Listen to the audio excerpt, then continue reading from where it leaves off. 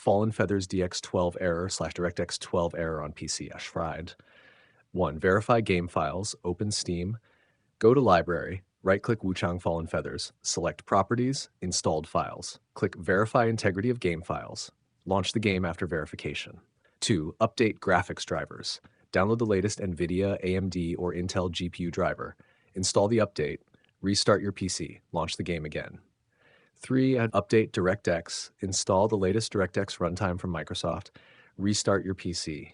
Launch the game. 4. Update Windows. Open Settings, Windows Update. Install all available updates. Restart your PC. Test the game again. 5. Run the game as administrator. Open the game installation folder.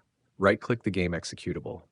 Select Run as administrator. Check if the DirectX error disappears. 6. Disable overlays. Disable Steam overlay. Turn off Discord overlay. Close MSI Afterburner and Riva Tuner. Restart the game. 7. Install Microsoft Visual C++ Redistributables. Install the latest Microsoft Visual C++ Redistributables x64 and x86. Restart your PC. Launch the game again.